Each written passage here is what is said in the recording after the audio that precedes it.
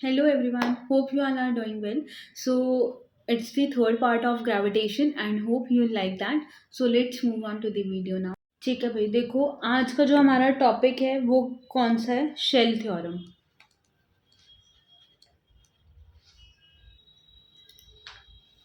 अब देखते हैं शेल थ्योरम होती क्या है। तो ये हमें क्वेश्चन में क्या पूछा जा सकता है अगर हमें शेल थ्योरम प्रूफ करनी है, तो state Newton's shell theorem for gravitational force. ठीक है, तो ये थ्योरम हमें क्या देती है, gravitational force on a point mass.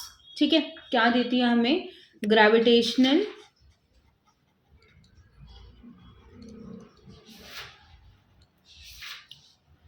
Force on a point mass. अच्छा, पॉइंट मास क्या होता है? पॉइंट मास कब होता है, जब आप जो डिस्टेंस कवर कर रहे हैं वो आपकी लेंथ से ज़्यादा है, ठीक है, या फिर हाइट से ज़्यादा है। ओके, तो वो होता है आपका हमारा point mass due to a spherical shell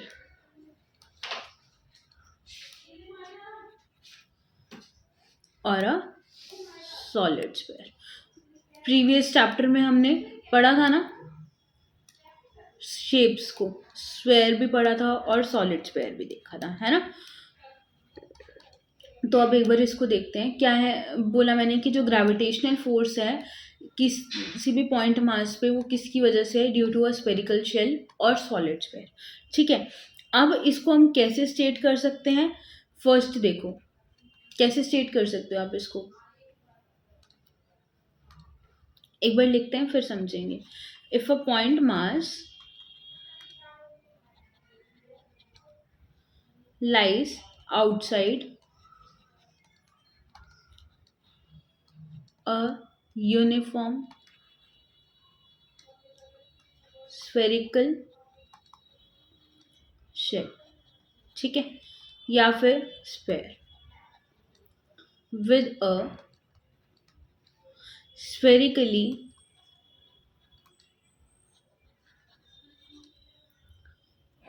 symmetric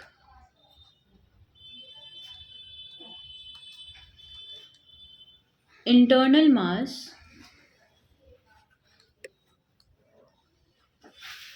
distribution।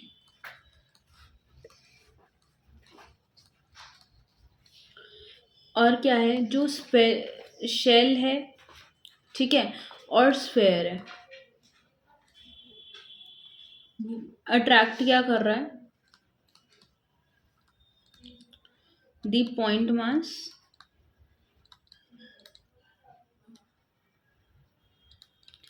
if the center नहीं, सीधा एंटायर मास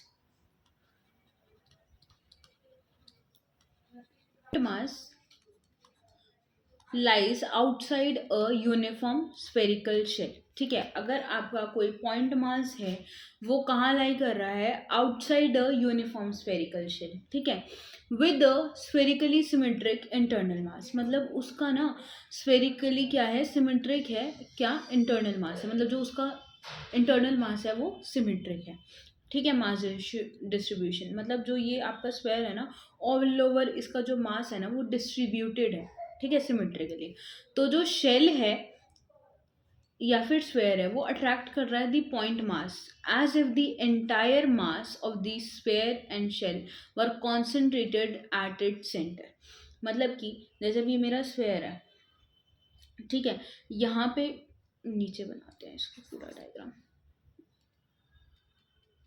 देखो क्या बोला मैंने कि ये मेरा एक स्फेयर ले लेती हूँ मैं, ठीक है, स्फेरिकल शेल ले लिया मैंने इस टाइप का। अब इसका जो रेडियस है वो आर है, ये सेंटर पॉइंट ओ है, ये मैंने एक पॉइंट मान लिया एम मास का, ठीक है, पॉइंट मास मान लिया। अब ये जो डिस्टेंस है इन दोनों के बीच में वो क्या है, आर है।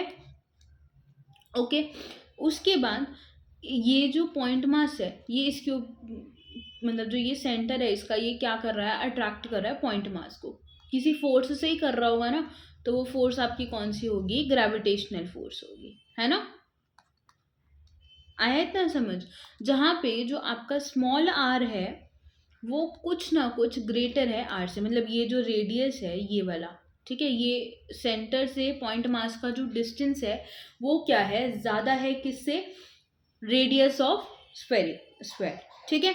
तो force on outside particle due to a shell, ये वो हो गया, ठीक है। इतना समझ आया? लवन्या, आरव, बताओ। चलो नेक्स्ट करते हैं। नेक्स्ट, अब देखो, अगर मेरा सॉलिड स्फेयर है, ठीक है, ये पूरा फील्ड है, कलर्ड है, मैं कर देती हूँ इसको भी कलर्ड, ये पूरा ऐसे कलर फील्ड है, ठीक है, इस तरीके से।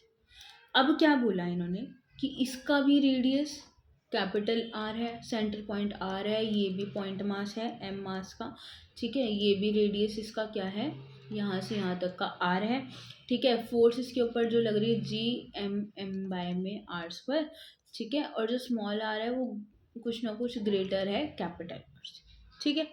Force on outside particle due to a solid sphere, आया समझ इतना? बताइए, आरव, लवन्या, क्लियर है ना? ठीक है, अब इसको एक्सप्लेन करूं अच्छे से। तो क्या है, इसमें जो ग्रेविटेशनल फोर्स है ना वो एक्सर्ट कर रही है by the various regions of the shell have components along the line joining the point mass at the centre. मतलब क्या है, जो ग्रेविटेशनल फोर्स है ना जो एक्सर्ट हो रही है वेरियस रीजन्स पे हो रही है, ठीक है, शेल के, और उसके जो कंपोनेंट्स है ना, मतलब ये जो लाइन जॉइनिंग वाले कंपोनेंट्स हैं, क्या है, point mass to the centre, मतलब ये किसको अट्रैक्ट कर रहे हैं, मतलब जो लाइन ज्वाइन कर रही है ना वो अट्रैक्ट कर रही है किसको, पॉइंट मास को, ठीक है, सेंटर पे, as well as along direction perpendicular to this line, मतलब कि ना ये जो इसके डायरेक्शन परपेंडिकुलर है ना उसको भी, ठीक है। अगर हम सम अप करें all over the region shell का या फिर स्फेयर का, तो जो परपेंडिकुलर कंपोनेंट्स होंगे ना वो कैंसिल आउट हो जाएंगे, ठीक है। कौन से कंपोनेंट्स, परपेंडिकुलर कंपोनेंट्स, समझ आ रहा है ना क्या बता रही हूं मैं? जो इसके परपेंडिकुलर कंपोनेंट्स होंगे वो क्या हो जाएंगे, कैंसिल आउट हो जाएंगे, ओके, आया समझ? तो जो रिजल्टेंट फोर्स होगा ना वो एक्ट करेगा along the line joining the point mass, मतलब जो इसके ऊपर परपेंडिकुलर थे ना इस पॉइंट मास के ऊपर, जैसे सेंटर के परपेंडिकुलर जा रहे हैं, वो जो कंपोनेंट्स हैं वो कैंसिल आउट हो जाएंगे, बचेगा कौन सा, सिर्फ ये वाला जो लाइन को ज्वाइन कर रहा है। अब आया समझ? बताओ। हाँ जी, बताओ। ठीक है, नेक्स्ट टॉपिक पे जाएं। अगर मैं सेकंड केस ले लूं कि जब आपका जो पॉइंट है वो कहाँ लाई कर रहा हो, आउटसाइड की बजाय इनसाइड, ठीक है, तो एक बार उसके बारे में लिखते हैं। If a point mass lies out, sorry, inside a uniform spherical shell, ठीक है, तो जो दी ग्रेविटेशनल फोर्स है, ठीक है, gravitational force on a point mass lies inside a homogeneous solid sphere, ठीक है, और the force on the point mass acts towards the center of the sphere। इतना क्लियर हुआ? तो जो फोर्स एग्जर्ट होगी, मतलब ये वाली जो फोर्स एग्जर्ट होगी, this force exerted by the spherical mass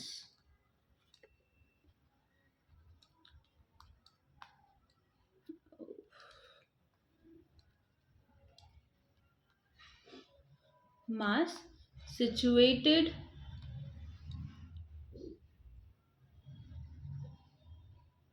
एक सेकंड, क्या लिखा है मैंने, spherical situated interior to the point mass। अब देखो, इसको समझते हैं। क्या बोला कि इफ दी जो पॉइंट मास है आपका कहाँ लाई कर रहा है, inside a uniform spherical share of gravitational force on point mass, like कहाँ कर रहा है, inside a homogeneous solid sphere. अगर मेरा स्फेरिकल है, ठीक है, स्फेयर है, तो ये तो अंदर से कैसा होता है, खाली, एम्प्टी, तो इसके ऊपर तो मैं पॉइंट मास रख नहीं सकती। जब मेरा स्फेयर सॉलिड होगा तभी रखा जाएगा, है ना। तो इसलिए उन्होंने क्या बोला, होमोजीनियस सॉलिड स्फेयर। तो जो फोर्स होगा ना ऑन अ पॉइंट मास, वो कहाँ एक्ट करेगा, towards the centre of the sphere. और जो ये फोर्स होगी ना exerted by the spherical mass, जो कि सिचुएट किया जाएगा interior to the point mass. ठीक है, अब देखो इसको क्या बोला कि ये मेरा क्या है, एक स्फेयर है, ठीक है, सॉलिड स्फेयर है, ठीक है। यहाँ पे मैंने एक पॉइंट मास रख दिया mr, और यहाँ से भी एक ऐसे एक लाइन ड्रॉ कर दी, ठीक है। तो जो इसका रेडियस है यहाँ तक वो है स्मॉल r, ठीक है, और जो ये स्फेयर का रेडियस है ये है कैपिटल R, ठीक है। और ये जो है ये क्या है, मास r, मतलब कि ये एम मास जो हमने बोला जो इंटीरियर पे लाई कर रहा है वो है, ठीक है। उसके बाद ये जो है ये क्या करेगा, कुछ फोर्स लगाएगा, और फोर्स आपकी कौन सी होगी बताओ, G(m(r) इंटू में m बाय में r², है ना। और क्या बोल सकती हूँ, G(m)m बाय में r³ इंटू में r, क्योंकि देखो जो mr होगा बाय में m, वो किसके इक्वल होगा, r³ बाय में r, मतलब ये r³ बाय में r³ के, ठीक है। आया इतना समझ, बोलो। और अगर आपसे कोई ये पूछ ले कि does the force act on a particle inside a spherical shell, तो आपका क्या आंसर होगा, जल्दी बताओ।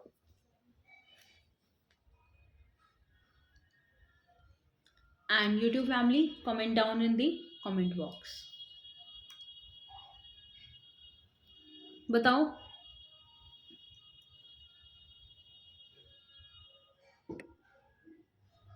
मैंने क्या बोला था, शेल अंदर से ब्लैंक है, एम्प्टी है, तो जो फोर्स होगी वो जीरो होगी। जब कोई मास ही लाई नहीं करेगा अंदर तो फोर्स कैसे होगी, zero. No force act on a particle inside a shell, okay.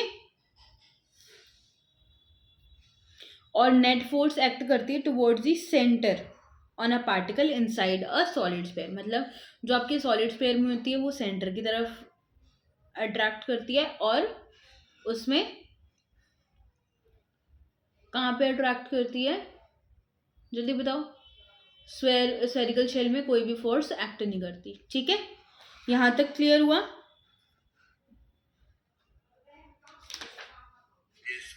ठीक है। अब देखो, क्या ग्रेविटेशनल शील्डिंग पॉसिबल है, बताओ।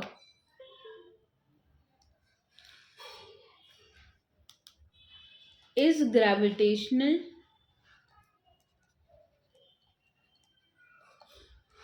शील्डिंग पॉसिबल,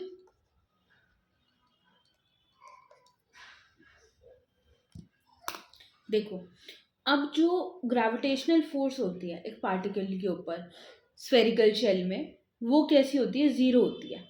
या जो शेल होता है ना वो शील्ड नहीं किया जाता दी अदर बॉडीज, मतलब वो जो बाकी बॉडीज होती हैं उसको शील्ड नहीं करता, है ना। The other bodies outside it, मतलब जो उसके बाहर है उसको वो शील्ड नहीं करेगा, ठीक है। For exerting gravitational force on the particle lying inside, मतलब वो ना ग्रेविटेशनल फोर्स लगाने के लिए बाहर से किसी पार्टिकल के ऊपर शील्डिंग नहीं करेगा, उसके ऊपर फोर्स एक्सर्ट करने के लिए, इसलिए ग्रेविटेशनल शील्डिंग पॉसिबल नहीं है। तो आंसर क्या आएगा हमारा? नो। ओके, इतना समझ आया? जल्दी बताओ, यहाँ तक क्लियर है? चलो नेक्स्ट आपके ना कुछ न्यूमेरिकल्स हैं। न्यूमेरिकल्स की क्लास कल होगी आपकी एक साथ। आज मतलब ना एक छोटा सा टॉपिक है acceleration due to gravity on earth, वो पढ़ते हैं, उसके बाद करेंगे न्यूमेरिकल्स, ठीक है, एक साथ। तो देखो अब क्या है, acceleration due to gravity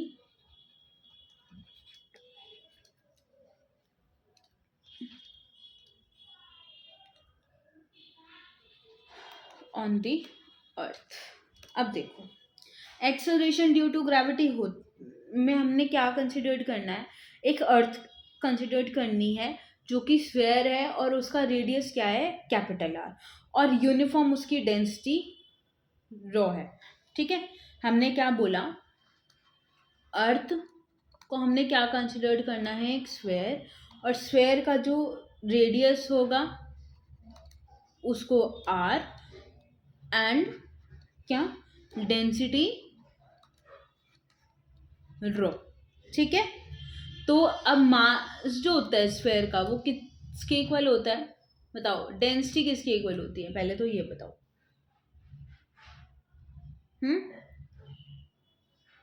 mass upon volume, है ना। तो जो आपका मास है वो किसके इक्वल होगा, डेंसिटी इंटू में वॉल्यूम। अब जो वॉल्यूम होती है स्फेयर की वो क्या होती है, 4/3 पाई आर क्यूब, और डेंसिटी क्या हो गई, रो। आया समझ? और ये किस लिए है, जब आपका आर जो है स्मॉल आर वो कैपिटल आर से बड़ा है, ठीक है। आया समझ? फर्स्ट जो अब हम करेंगे वो है at point above the earth surface, ठीक है। तो सपोज क्या करना है, हमारे पास एक पॉइंट मास है, पॉइंट मास क्या है हमारे पास, स्मॉल m, जो कि सिचुएट किया गया है आउटसाइड द अर्थ, ठीक है, at a distance r from it centre. मतलब जो स्मॉल पॉइंट मास है ना वो हमने बाहर आउटसाइड कंसिडर्ड किया है, ठीक है, और उसको हमने स्मॉल m से डिनोट किया, और जो सेंटर से उसका रेडियस है ना वो क्या है, स्मॉल आर, ठीक है। तो शेल थ्योरम के अकॉर्डिंग क्या होगा, जो ग्रेविटेशनल फोर्स होगा at a point outside the earth is just as if the entire mass of the earth is concentrated at it centre, ठीक है। तो जो ग्रेविटेशनल फोर्स होगी एट अ पॉइंट वो क्या हो जाएगी, G capital M mass of earth, small m mass of point mass, और आर स्क्वायर जो सेंटर से उसका डिस्टेंस है, ठीक है। जल्दी बताओ, क्लियर इतना? लावण्या? ओके, सेकेंड पॉइंट देखो, at point below earth surface, ठीक है। अब अर्थ सरफेस के नीचे क्या होगा, जैसे अब देखो ये मेरे पास क्या है, मेरा अर्थ है, अर्थ का सरफेस, ये इनसाइड मैंने एक सर्कल बनाया, यहाँ पे मेरा जो बिलो मैं पॉइंट मास बोल रही हूँ ना वो यहाँ पे सिचुएटेड है। तो अर्थ का रेडियस क्या है, कैपिटल आर है, इसका रेडियस क्या है, स्मॉल आर है, ठीक है। ये पॉइंट पी है मेरा, ओके। और जो अर्थ और इसका फिर डिस्टेंस कितना नीचे है वो मैंने मान लिया डी, ठीक है। जो ये वाला डिस्टेंस है ना इसको मैंने डी माना है, ओके। तो डी क्या होगा आपका, कैपिटल आर माइनस में आर, है ना। आर में से अगर मैं इसको माइनस कर दूं तो मेरे पास ये वाली चीज आ जाएगी ना, बताओ।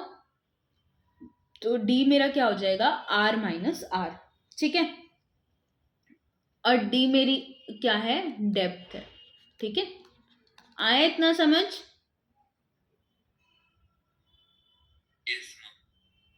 ठीक है, अब शेल थ्योरम के अकॉर्डिंग क्या है, जो आउटर शेल है वो एग्जर्ट कर को मतलब कोई भी फोर्स एग्जर्ट नहीं करता उस मास के ऊपर जो कि इनसाइड केप्ट है। तो जो इनर स्फेयर है रेडियस आर का, वो एग्जर्ट करेगा force on point mass M.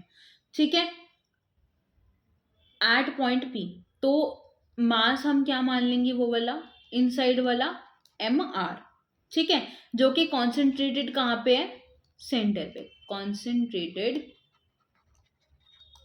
Eight the centre. Okay, तो जो ग्रेविटेशनल फोर्स होगी F G M R by में आर स्क्वायर। ठीक है, तो एम आर क्या होगी, स्क्वायर की क्या होती है, वो मास क्या होगा 4/3 पाई आर क्यूब और इंटू में रो।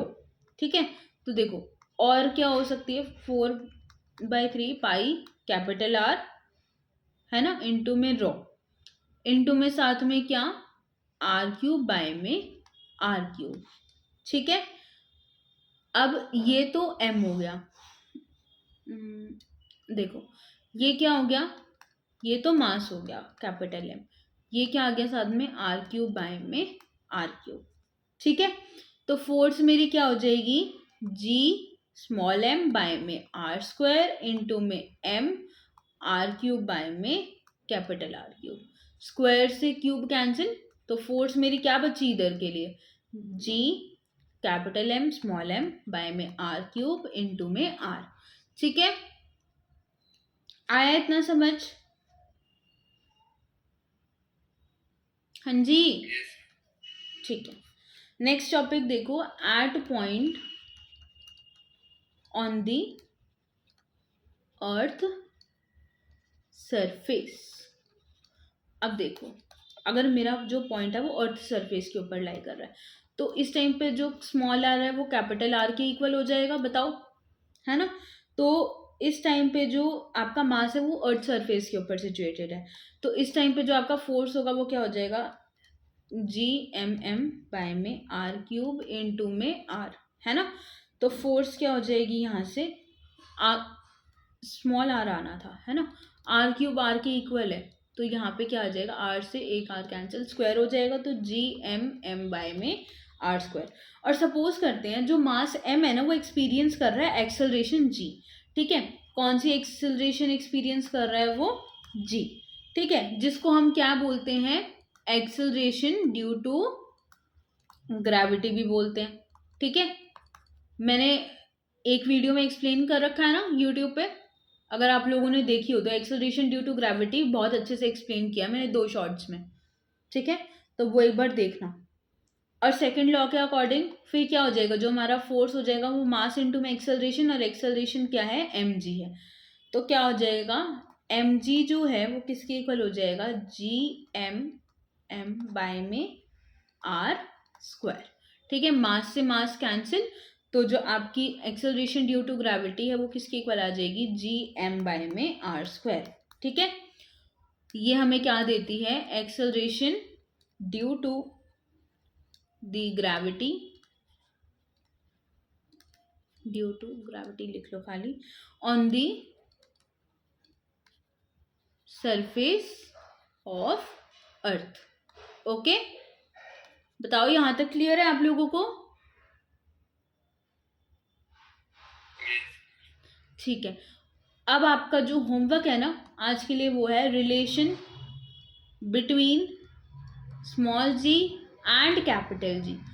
वो मैं करवा चुकी हूँ, लेकिन जो नेक्स्ट टॉपिक है वो यही है, मैंने अभी लास्ट में ही यही करवाया है। तो ये आपका होमवर्क है, ये आपको खुद करना है, एक बार पढ़ के देखना है, कल बाकी करेंगे। मास एंड डेंसिटी वाला कॉन्सेप्ट रह गया है, और कल आपकी मोस्ट प्रोबेबली मतलब जो है न्यूमेरिकल क्लास ही होगी, बस एक मास डेंसिटी वाला टॉपिक होगा, mass and density of earth वाला टॉपिक। ओके, समझ आया आज की क्लास में? I hope this video was helpful to you, and please like, share and comment, and press the bell icon so that you get notification for the future lessons. Thank you.